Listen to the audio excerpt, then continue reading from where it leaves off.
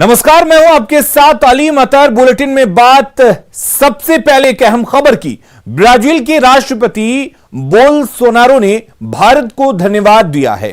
हनुमान जी की फोटो के साथ किए गए ट्वीट में ब्राजील के राष्ट्रपति ने लिखा है कि धन्यवाद भारत। यह ट्वीट इस वजह से किया गया क्योंकि भारत ने ब्राजील को 20 लाख कोरोना वैक्सीन की डोज भेजी है। राष्ट्रपति बोल्सोनारो ने पीएम मोदी का आभार जताया है।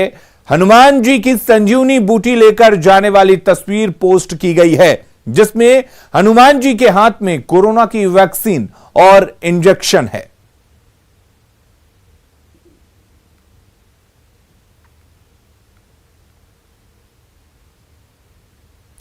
अगली खबर का रुख करते हैं। रिम्स के पेइंग वार्ड में करीब 6 घंटे की मुलाकात के बाद बाहर निकले तेजस्वी यादव ने कहा कि उनका परिवार चाहता है कि लालू प्रसाद का बेहतर इलाज हो, लेकिन यह सब यहां के डॉक्टरों पर निर्भर करता है कि वे रिपोर्ट देखने के बाद क्या सलाह देते हैं।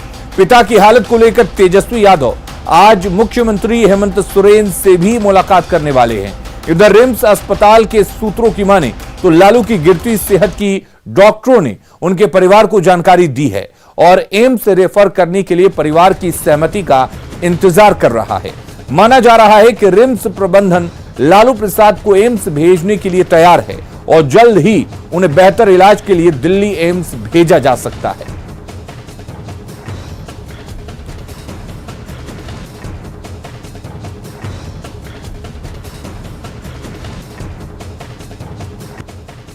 जान रहे हैं कि लालू जी का हार्ट का ऑपरेशन पहले हो चुका था। सबसे बड़ी जो समस्या आ रही थी वो शुगर को लेकर के, और किडनी जो है मात्र जो है 25% ही जो है वो काम कर रही है। और साथ ही साथ कल रात में उनको जो है डिटेक्ट हुआ था कि उनको निमोनिया है। हम लोगों की चिंता जो है काफ़ी बढ़ गई थी और पूरे चेहरे पे भी जो है सूजन जो है वो आप लोगों ने भी देखा होगा जब वो टेस्ट की प्रक्रिया कराने निकले थे। जब हम पिछले बार चुनाव के बाद जब हम आए थे, अब में सेहत में भारी गिरावट नज़र आई है और हम सब लोग जो हैं चिंतित हैं। और भी टेस्ट वगैरह होने हैं और डॉक्टर जैसा सलाह देंगे वैसा करेंगे। देखिए, परिवार के लोग तो चाहते हैं बेहतर इलाज हो और जल्द से जल्द जो है सेहत में उनका सुधार हो, लेकिन भारी गिरावट जो है, सांस लेने में भी दिक्कत हो रही है। हम लोगों को चिंता हो गया था कि कल कहीं निमोनिया है तो कहीं कोरोना है तो नहीं है, लेकिन वो तो टेस्ट रिपोर्ट सारे आ जाएंगे। जब तक एनालाइज नहीं किया जाता कौन सी चीज़ों का इलाज यहाँ हो सकता है, कौन सी चीज़ों का इलाज यहाँ नहीं हो सकता है, तो ये तो हम जब तक रिपोर्ट नहीं आ जाता तब तक हम कुछ नहीं कहेंगे। आपकी बात हुई डॉक्यूमेंट, देखिए कहा उन्होंने पैरोल के लिए ग्राउंड पे क्या देखिए वो बातें जब तक आपकी जितने सवाल हैं, जब तक पूरे टेस्ट रिपोर्ट्स नहीं आ जाते। अब ये सुनने में आ रहा है कि उनके लंग्स में भी पानी है, तो लंग्स में जब पानी आ जाती है और जब किडनी मात्र जब 25% ही काम कर रहा है, प्लस आप हार्ट पेशेंट हैं और आपको शुगर की बीमारी है और उम्र जो है वो 70+ है, तो जाहिर सी बात पे हम लोगों की चिंता है। तो तेजस्वी यादव ने कहा है कि परिवार चिंतित है क्योंकि लालू प्रसाद की सेहत में लगातार गिरावट है, उनकी सेहत गिरती जा रही है। कई तरह की बीमारियों के चपेट में है लालू प्रसाद। पहले से ही उनके हार्ट का ऑपरेशन किया जा चुका है। किडनी मात्र 25% काम कर रही है। लंग्स में यानी कि फेफड़ों में पानी आ गया है, जिसकी वजह से यह कहा जा रहा था कि वो निमोनिया से भी पीड़ित हैं। परिवार यह आशंका जता रहा था कि कहीं वो कोरोना की चपेट में तो नहीं आ गए, और इसी को लेकर पूरा परिवार चिंतित था। और लालू प्रसाद से मिलने के लिए राबड़ी देवी, तेज प्रताप यादव, तेजस्वी यादव, मिसा भारती पहुंचे हैं कल, और कल 6 घंटे तक मुलाकात हुई थी। वहीं आज रिपोर्ट्स का इंतजार किया जा रहा है और तेजस्वी यादव ने साफ कहा है कि जैसे ही रिपोर्ट आएगी, डॉक्टर्स जैसा बेहतर समझेंगे वैसे आगे काम किया जाएगा, यानी कि उनका इलाज किया जाएगा। लेकिन परिवार यह चाहता है कि लालू प्रसाद का इलाज बेहतर तरीके से हो, और इसी को लेकर आज तेजस्वी यादव झारखंड के मुख्यमंत्री हेमंत सोरेन से मुलाकात करेंगे। हालांकि जो खबर अभी आ रही है उसके मुताबिक रिम्स के डॉक्टर भी चिंतित हैं और परिवार को लालू प्रसाद के गिरती सेहत को लेकर अवगत करा दिया गया है। उनको बता दिया गया है कि लालू प्रसाद की सेहत लगातार गिरती जा रही है, जैसा कि डॉक्टर्स भी कह रहे हैं। तेजस्वी यादव ने भी कहा कि उनके चेहरे में स्वेलिंग आ गई है, जिसकी वजह से लालू प्रसाद की सेहत और गिरती जा रही है। और उन्होंने यह कहा कि जैसे उन्होंने चुनाव से पहले मुलाकात की थी उस वक्त में और आज की तारीख में उनकी सेहत में काफी गिरावट दर्ज की गई है। तो परिवार बहुत ज्यादा चिंतित है। संजय सिन्हा हमारे साथ जुड़े हुए हैं। संजय, तेजस्वी यादव ने कहा है कि परिवार चाहता है कि उनका इलाज बेहतर हो। डॉक्टर्स क्या कह रहे हैं, रिम्स के वो डॉक्टर जो लालू प्रसाद की सेहत पर लगातार नजर बनाए हुए हैं? बिल्कुल अलीम, जो कुछ भी होगा जेल मैनुअल के अनुसार ही होगा। साथ में जो डॉक्टर जो लगातार लालू की जांच कर रहे हैं वो अपनी एक पूरी रिपोर्ट सौंपेंगे कि वास्तव में तकलीफ परेशानी कहां तक, बीमारी किस हद तक बढ़ी है। कल भी जब सभी लोग परिवार के लोग, राबड़ी देवी खुद भी आई थी, दोनों बेटे भी साथ पहुंचे थे और सभी लोगों ने मीसा भारती पलई आ चुकी थी। करीब रात में 6 घंटे तक लालू प्रसाद से मुलाकात हुई और इस दौरान राबड़ी देवी काफी भावुक भी नजर आई और जैसा कि सूत्रों से मालूम चला कि उन्होंने काफी रोया भी है वहां पर। और लालू प्रसाद ने अपने अंदाज में उन्हें शांत कराया, कहा कि चिंता की, जो भोजपुरी में अंदाज होता है कि चिंता की बात नईखे करे बानी, सब ठीक है, सब ठीक बा। और आज जो है एक अपना अंदाज है लालू का बात करने का। परिवार को उन्होंने शांत कराया और कहा कि चिंता की बात नहीं है, लेकिन जो इलाज की बात है वो डॉक्टर की जब वहां पर रिपोर्ट होगी और रिपोर्ट के अनुसार, जेल मैनुअल के अनुसार, चाहे तो अगर रिम्स में इलाज संभव हो तो रिम्स में होगा, नहीं तो उन्हें बाहर भेजा जाएगा। और ऐसे भी आज तेजस्वी यादव जो है मुख्यमंत्री से मुलाकात करने वाले हैं और जाहिर है कि आज इस पर कुछ बात जरूर होगी। अलीम, संजय, आपसे जानना चाहेंगे कि क्या डॉक्टर्स ने भी कहा है कि लालू प्रसाद को बेहतर इलाज के लिए एम्स भेजा जाना चाहिए और वो परिवार के डिसीजन का इंतजार कर रहे हैं, ऐसी कोई जानकारी है? देखिए अलीम, एक बात समझना हो कि जगह डॉक्टर ऐसा कोई बयान देते हैं तो बयान सबसे पहले ऑफिशियल माना जाएगा कि उन्हें बयान वास्तव में ऐसा कुछ ऑफिशियली कहा है या एक किसी से व्यक्तिगत तौर पर कोई सलाह मशवरा के तौर पर है। सबसे पहले इसे देखना, ऐसा कोई हमारी जानकारी में ऐसा कोई उनका ऑफिशियल बयान नहीं है कि लालू प्रसाद को इलाज के लिए बाहर एम्स से ले जाया जाए। लेकिन जहां तक जानकारी है कि आज इस पर, चूंकि परिवार के सारे लोग मौजूद हैं, 2 दिन पहले तबीयत बिगड़ी थी तो जरूर इस पर कुछ हुआ कि क्या रिम्स में जो लालू प्रसाद की तबीयत खराब हुई है, क्या उसका इलाज रिम्स में संभव है। एक बोर्ड भी बैठेगी, इसमें बाकायदा जांच चल भी रही है।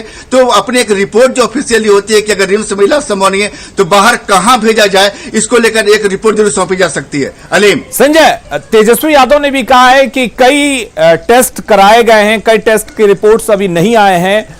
तो हम आपसे यह जानना चाहते हैं कि उन टेस्ट के रिपोर्ट्स कब तक आ जाएंगे और कब तक रिम्स के जो डॉक्टर हैं वो एक निष्कर्ष पर पहुंचेंगे कि लालू प्रसाद का इलाज कहां होना चाहिए। और क्या लालू प्रसाद के परिवार की तरफ से कोई इच्छा जताई गई है कि उनका इलाज कहां होना चाहिए, कहां लेकर जाया जाना चाहिए?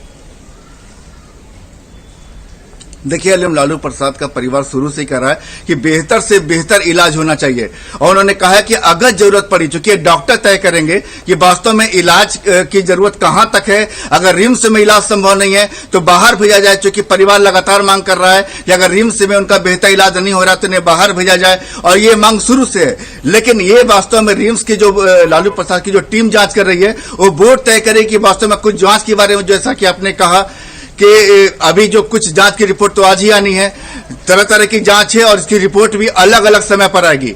तो जब तमाम रिपोर्ट आने के बाद ये बोर्ड उस पर अपना एक राय देगा, ये वास्तव में रिम्स में इलाज संभव है या उन्हें एम्स भेजा जाए या फिर बाहर कहीं और भेजा सकता है। परिवार की मांग अलग है अलीम, वो अलग है। और आपको जो रिम्स के जो डॉक्टर, जो बोर्ड जो टीम है वो अपनी रिपोर्ट कहां जाने के लिए उनको रेफर करती है, वो एक अलग चीज होगी। अलीम, संजय, आज मुख्यमंत्री हेमंत सोरेन से मिलने वाले हैं तेजस्वी यादव, तो क्या वो सरकार से भी रिक्वेस्ट कर सकते हैं कि लालू प्रसाद को इलाज के लिए बाहर भेजा जाए या बेहतर इलाज उन्हें कहीं दूसरी जगह मुहैया कराया जाए, क्योंकि जेल प्रशासन और तमाम जो चीजें हैं वो झारखंड सरकार के अंडर में ही आते हैं।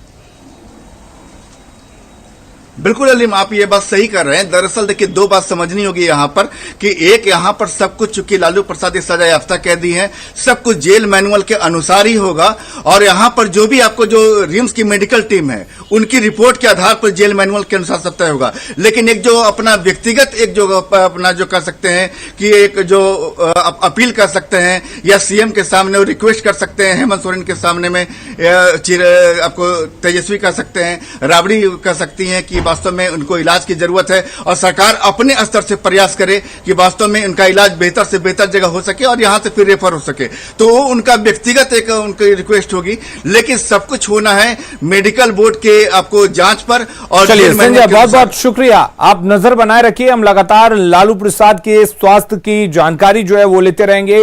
रिपोर्ट्स क्या कुछ कहते हैं इसकी भी जानकारी हम आपसे आगे लगातार लेते रहेंगे। फिलहाल के लिए बहुत बहुत शुक्रिया। अगली खबर का रुख करते हैं। बड़ी खबर है और न्यूज़ 18 की खबर का बड़ा असर हुआ है। बिहार में खिलाड़ियों का इंतजार खत्म हो गया है। खेल की गतिविधियों पर जो रोक लगी हुई थी वो हट गई है। कला, संस्कृति और युवा विभाग ने हरी झंडी दे दी है। हरी झंडी दी गई है खेल और खिलाड़ियों के प्रशिक्षण को, यानी कि जो कोरोना काल में खेल और खिलाड़ियों के प्रशिक्षण पर रोक लगी थी उस रोक को हटा दिया गया है। 50% क्षमता के साथ इंडोर आउटडोर गेम अब शुरू होगा, यानी कि खिलाड़ी अब ट्रेनिंग ले सकते हैं, खेल का आयोजन भी हो सकता है। 50% क्षमता होनी चाहिए और जो गाइडलाइन कोविड की तरफ से जारी किए गए हैं, कोविड के लिए गाइडलाइन जो जारी हैं, उन गाइडलाइंस का पालन करना अनिवार्य होगा। एसओपी के पालन के लिए हर जिले में 10 सदस्यीय टीम बनेगी।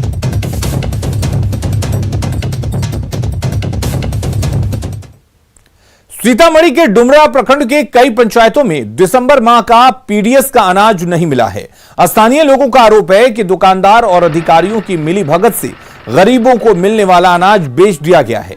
यही नहीं, अनाज लेने वालों को पॉश मशीन से निकलने वाली रसीद भी नहीं दी जा रही है।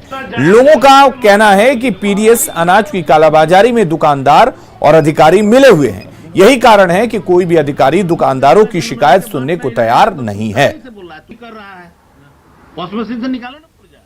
मशीन से पुर्जा भी नहीं निकल रहा है।